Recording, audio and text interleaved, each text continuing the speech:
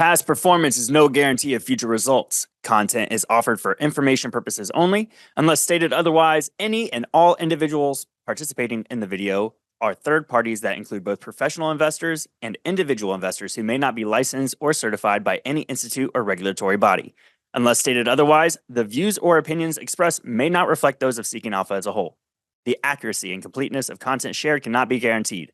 Seeking Alpha does not take account of your objectives or financial situation and does not offer any personalized investment advice. Seeking Alpha is not a licensed securities dealer, broker, U.S. investment advisor, or investment bank.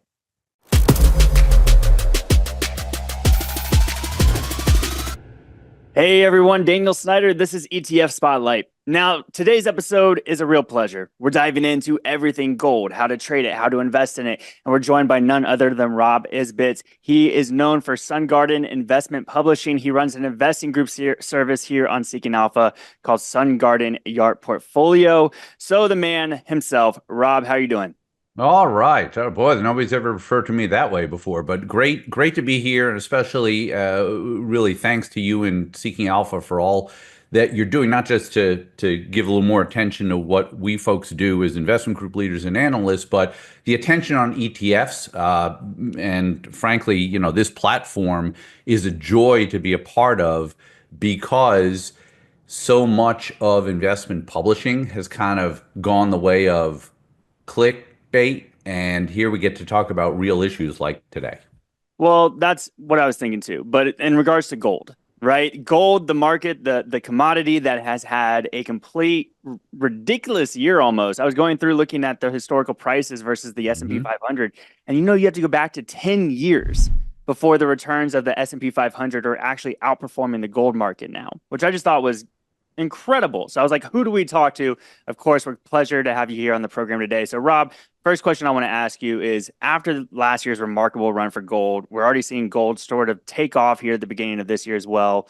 Is gold something that should be in every investor's portfolio, or how should people be thinking about investing or trading gold? Well, you didn't tell me you're going to start with a softball like that. The question looks like a grapefruit, but think of it this way. Gold is probably the asset class that fools the most investors. And, you know, there's an expression, you know, fool's gold. I'm working on an article now for Seeking Alpha called, how not to be the fool in fool's gold. Because a lot of the market is starting to operate now the way gold has for the longest time. It's very cyclical, and it is very deceiving if you just look at time periods without looking at all the time periods. So as an example, gold is up 40% in the last 12 months, but that is not far removed from a 12-year period in which it made nothing. It lost about 3%. And if you look at gold stocks, you know, GLD and IAU are kind of at the top of the pile. They've been around for a long time. I mean, you know, GLD started in 2004. I think it had $1 billion in its first 3 days of trading, and now it's over 80 billion. And those are kind of the two big behemoths. But when it comes to gold stocks, GDX and GDXJ are among the primary ones for gold miners and junior miners. GDX, the last 19 years, total return, 28%. That's like 1% a year. And 20 of the 28% was in the last 7 weeks as we're sitting here in early February. So in other words, GDX has gone nowhere during his lifetime. GDXJ, the junior miners, a little more speculative, smaller companies. It's been around for 15 years. It's it's down 30% over that time. So what's the point here? That gold as an asset class, whether in metal form or in stock form, with the stocks, investors are constantly deciding, do I treat it like a stock or do I treat it like a gold proxy? And the market changes. You know, I'm a technician, 44 years. So if there's anything that you can kind of look at on a price trend basis and a price history basis, it would be this. And so, you know, that 40% rally the last year was kind of making up for lost time. And now the question is, you know, what happens from here, and how does each investor sort of personalize it for themselves? That's what I was going to point out as well is the market dynamics have changed. The global scenario has changed. The wars have changed. The yields Mhm. have changed. And we're seeing central banks that had to add all this liquidity to the system during COVID. Is this just a kind of leftover hangover effect of, well, all this liquidity was put in, we have nowhere else to go. And so I guess, we'll buy either tangible gold or invest in people that are mining for gold. What are your thoughts? Well, I think that maybe the reason gold is finally regaining its mojo, if you will. I mean, I'll talk about this in a little bit and in the article coming up, but I step back into it. But the way I step back into it, I think says a lot about how I think that investors should treat this asset class. So I thought of four questions that would be I guess if you're an investor and you're thinking about gold, you need to be able to say yes to at least one of these four questions. Otherwise, there's a lot of things to invest in. I'm neither a gold bug nor a gold detractor, but I tend to look for other things. And when I get way down my pecking order, I get to gold. And I did recently, in small size. So, what are those questions? Am I concerned about inflation? If you're concerned about inflation, gold historically has been a good inflation fighter. However, that says a lot about markets doing what they historically have done. A lot of historical norms are being broken, but so far, so good.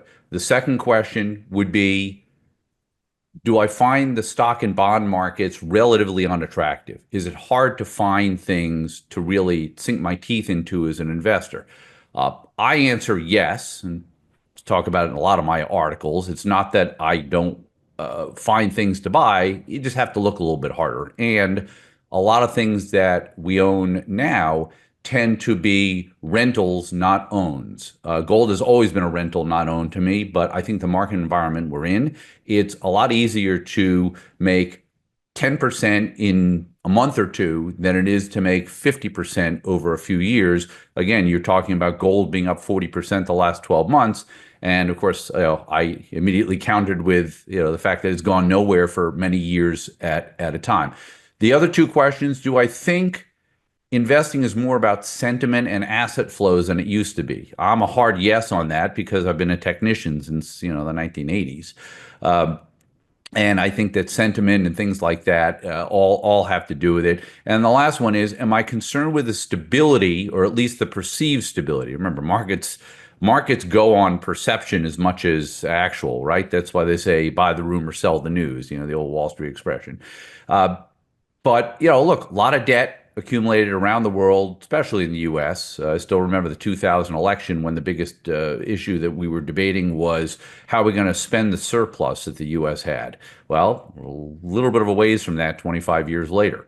So a lot of debt. It's been on both sides of the aisle. I'm sure we don't want to talk politics, and I never do. So.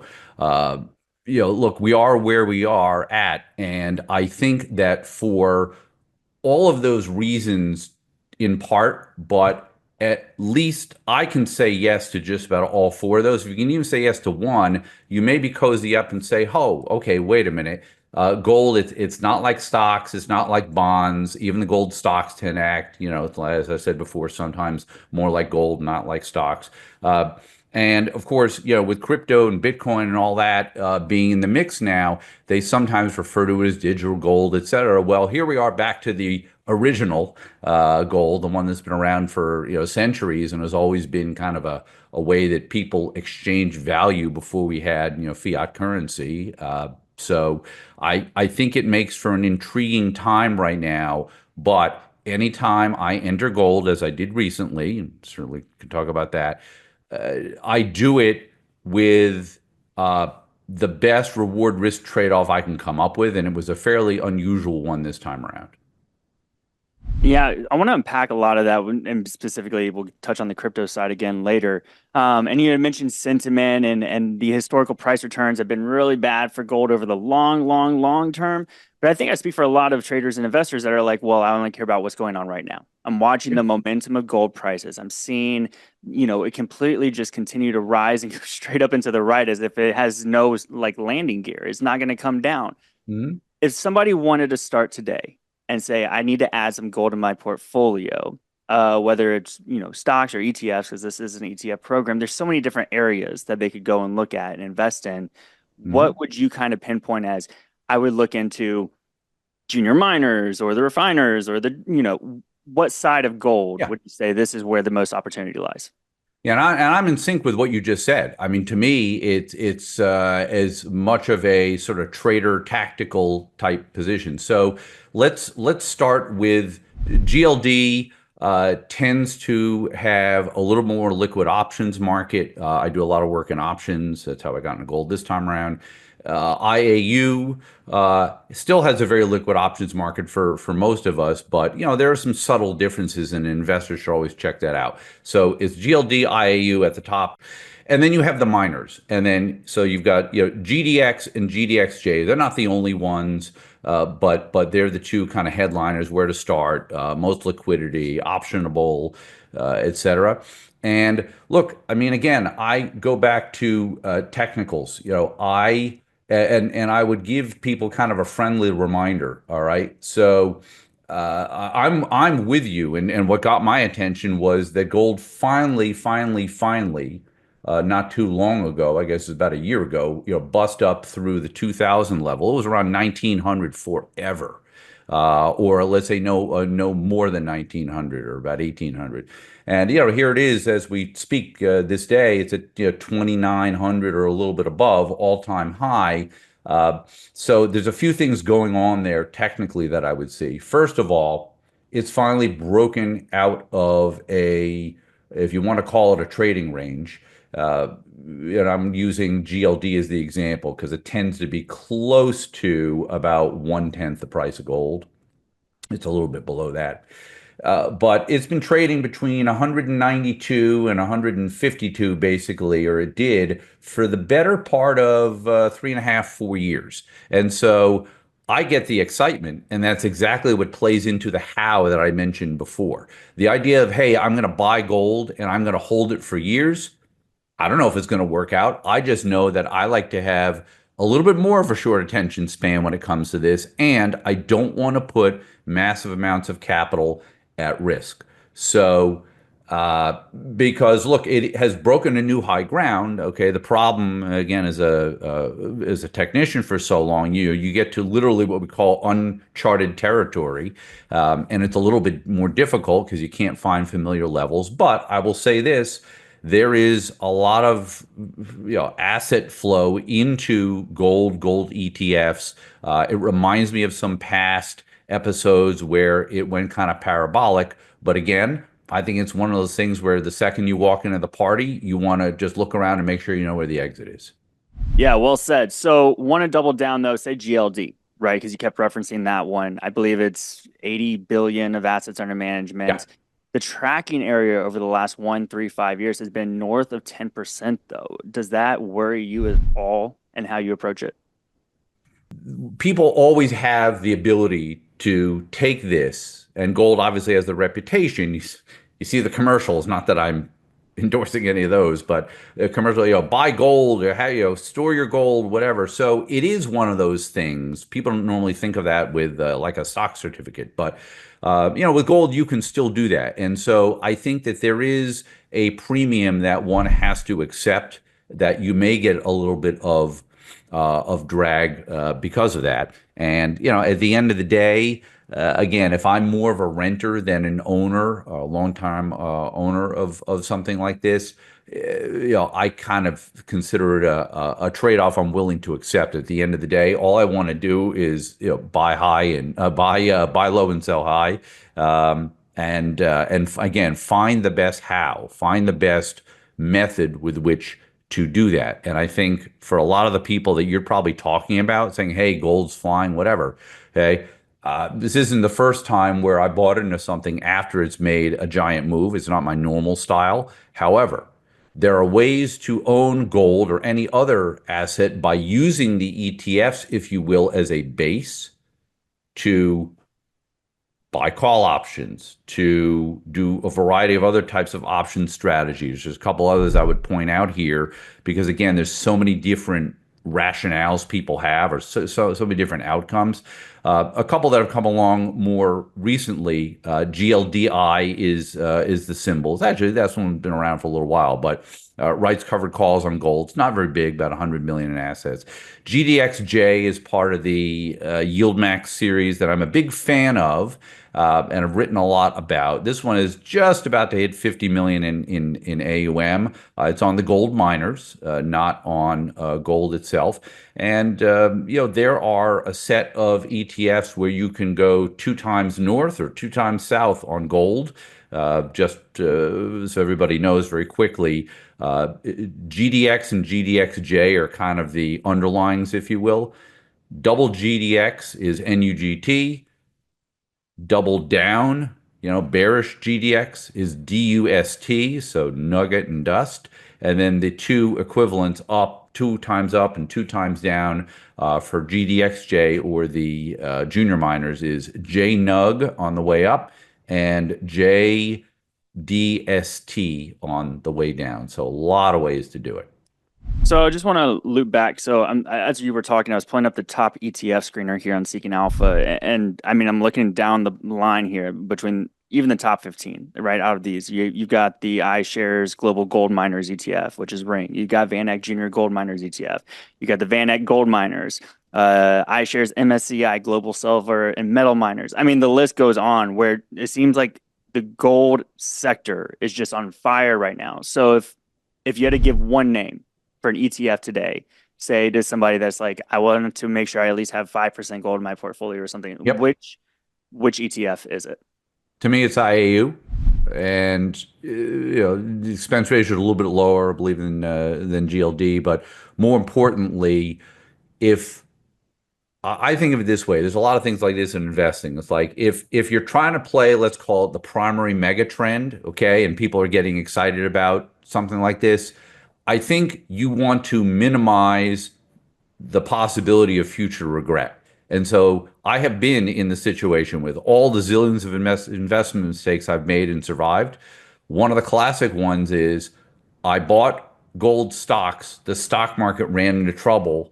Stagflation, inflation scenario was what made gold shoot up, but it was also hurting the stock market. And so the gold miners didn't do as well as the gold metal. And for those who are willing to put in the time, we do this quite a bit at Sungarden York portfolio, but try to take any idea, okay, which is what I call the what, and then the when is when I'm ready to go in, technicals, etc. But then the how is the important part. As an example, I put a very small amount of my personal portfolio at risk to own call options on IAU. I know we're not doing a whole option session here, but the idea was there was a very limited amount of money I could lose. And if gold keeps going up like this, I'm probably looking at 4 to 1, 5 to 1. The first week I owned it, the option is up 65%. It's only been a week, and I've got 9 more weeks to play with until it goes. So there's a lot of ways, and a lot of it comes down to how much leverage are you looking for income, or what is your thesis on gold? For me, it's technical, and it corroborates the idea that the market is looking for places to go because it's not just a Mag 7 world after all. So I want to take a second to loop back because I had mentioned it earlier. Bitcoin, is it the new gold? What is your thought? I am not a fan of Bitcoin as much as I am a fan of the capabilities and the future potential of the blockchain. However, what I do see in Bitcoin and cryptocurrency, a lot like what I do see in gold. That's why they make the comparison, because the intrinsic value, what is it actually? What are its earnings? It has none. What are its revenue? It has none. Employees? Well, no, not exactly. It's owners and miners and things like that. So there are a lot of similarities. But at the end of the day, look, I mean, as a technician, as much as any other type of investor, a lot more than the fundamental analysts, I believe that something's worth whatever people will pay for it, and that's why I chart. And so I will also say this: Bitcoin has been kind of the hero versus gold. I think gold on a head-to-head basis, certainly from a technical standpoint, has a little bit better outlook if I'm going out, let's say, 3 to 12 months, which is a wide range. All right. Appreciate it, Rob. Rob Isbitts, everybody, thank you so much for joining in this week's episode. Hope you learned something new about gold, or maybe we helped you with a trading strategy or sorts. But I encourage everybody to go check out Rob Isbitts here on Seeking Alpha and Sungarden Yart Portfolio. Rob, until next time, can't wait to see you then. Thanks, Daniel.